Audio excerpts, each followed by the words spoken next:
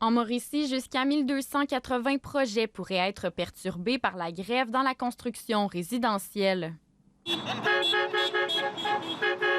Plusieurs ont manifesté à différents endroits aujourd'hui. Ils réclament une augmentation salariale équivalente aux autres secteurs de la construction, soit 22 % sur 4 ans. Je suis tout à fait d'accord que les employés du résidentiel gagnent aussi cher que ceux du commercial, parce que je peux vous dire qu'ils travaillent très fort, là. Il n'est pas le seul. Un autre entrepreneur qui a toutefois souhaité maintenir une certaine discrétion estime que cette augmentation pourrait convaincre les salariés de ne pas changer de domaine au sein de la construction.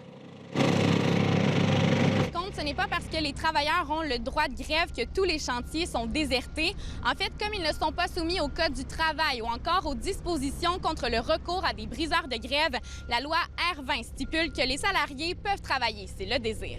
Les travailleurs peuvent exercer sur leur droit de grève et ne doivent pas recevoir à ce moment-là de contraintes à retourner au travail de la part des employeurs, de la même façon que les employeurs ne devraient pas recevoir de pression à ce moment-là de la part du syndicat. Ouais, pour le moment, écoutez, mes employés ont décidé de continuer à travailler puisqu'ils sont satisfaits de leurs conditions.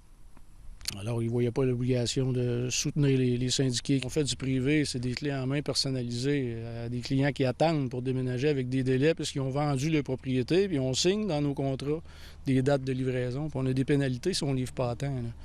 C'est pas, de se loger temporairement, c'est pas une option, là. Tous espèrent que la grève ne s'étalera pas sur plusieurs semaines puisqu'ils estiment que cela pourrait avoir un impact sur le prix des unités.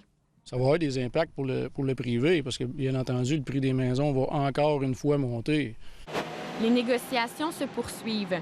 La PCHQ dit avoir déposé hier une troisième proposition, soit 18 % sur 4 ans, alors que de leur côté, les syndicats demandent plutôt 24,35 %. Ici Cassandra Lebel, Radio-Canada, Trois-Rivières.